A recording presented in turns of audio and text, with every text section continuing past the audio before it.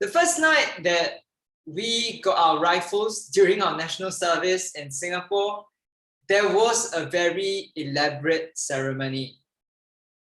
It was under the dark of night. And during that night, we were all standing in the parade square. We were singing the national anthem. And after that, our commanders stood at the front, opened up the crate containing the rifles, and then they would call out our names. And then as we went up, we had to jog up to the commander, and then he would trust us the rifle, and then we would say, "Yes, and thank you, sir." And following that, we were supposed to guard that rifle like our wife, and also with our lives. That moment when we were entrusted with a rifle was probably the sense of adventure that I had never felt before in my own life. And today, as a young adult, you might feel that sense of adventure missing from your life. Yesterday, as I was talking to a young man, he was telling me how he was feeling like he was languishing in life. Languish?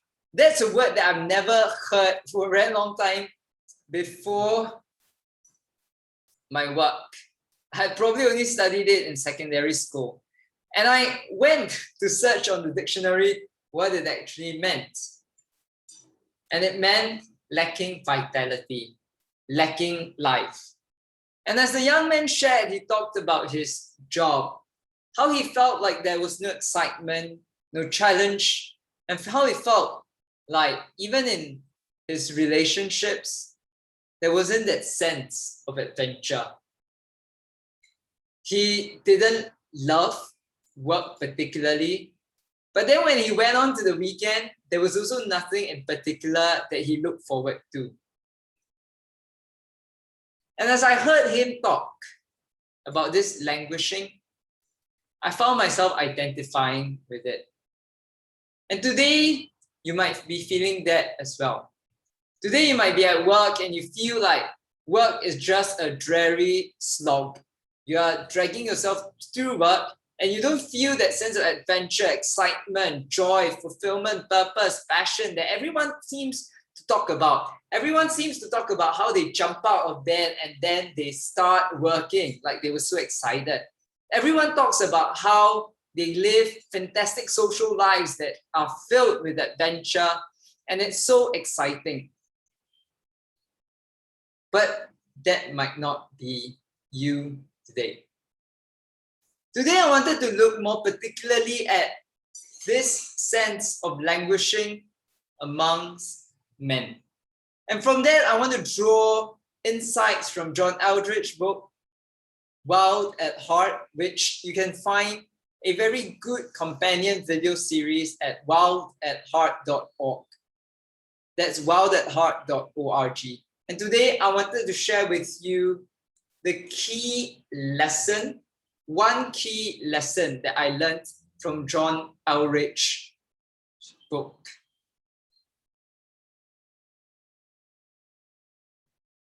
And that lesson is that many of us as men have a heart that is deliberately crafted for three things: battle, adventure, and beauty. You know, when I heard that, I never knew that sense of lack that I felt or what I was specifically looking for. And John Eldredge talks very specifically about these themes as he draws on lessons from the Bible. But today I wanted to focus more specifically on that sense of adventure. All of us as young men crave that sense of adventure. That's why we put on the capes that help us to fly like Superman. I remember that when I was young, I used to have a double-decker and I used to love jumping off it onto the bed below. But one afternoon, as we were jumping off, the bed broke. And that was the end of my superhero adventures. But as you grow up, you begin to find that there are a lot of limits to adventure.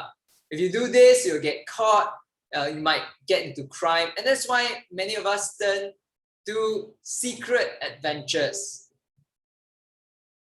It might be things, restricted things that you watch on the internet that you want nobody to see or find out.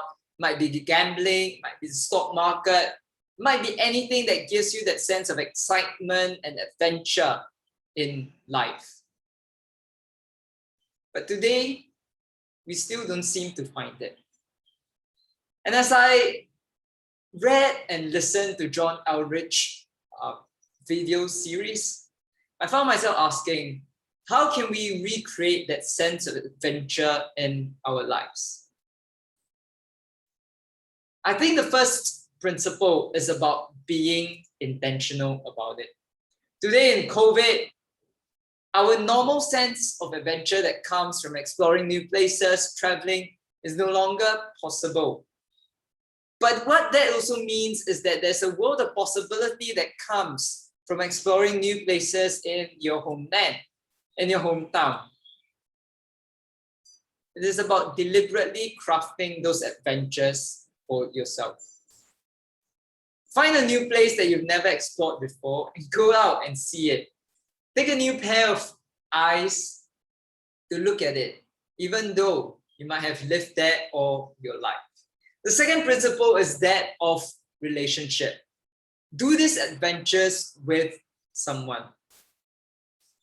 Today, you and I look for experience, but what we truly need is relationship.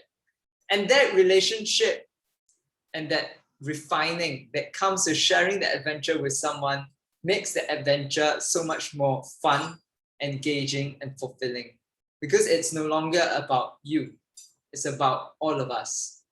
And the last principle is to build in a sense of challenge. If today you are tempted to go into a new place with a GPS, for example, maybe put it aside and rely on a paper map. That sense of challenge takes away the comfort. It puts in a sense of adventure. It puts in a sense of not knowing. And it puts in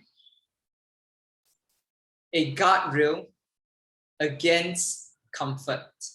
Because you want to be pushing yourself to the edge of your comfort zone in your adventure. You don't want to be safe.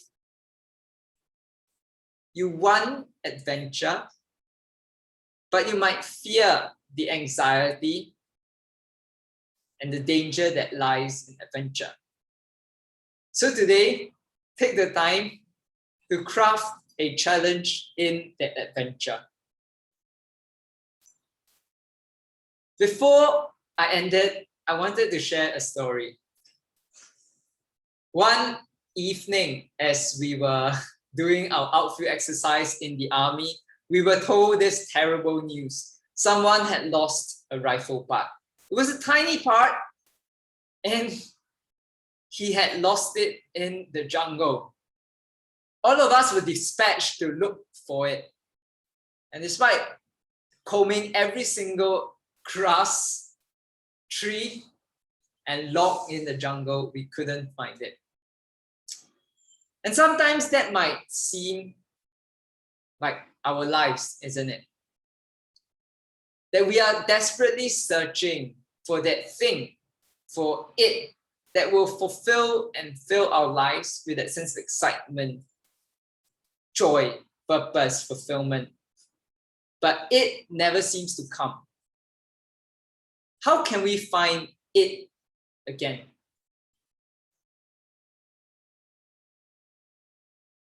It starts with relationship. Today, as you build that sense of adventure in your life, build it together with someone. Because adventures are best enjoyed not with yourself, but with another person who's refining, molding, and with you along the way. Know this, that today, in your journey of adventure, it is a journey, it is a process. You're not going to wake up excited about each day from tomorrow onwards. Be patient with the process. And most importantly, journey together with someone in that process. What was the biggest takeaway for you from John Outridge's book? Let me know in the comments below.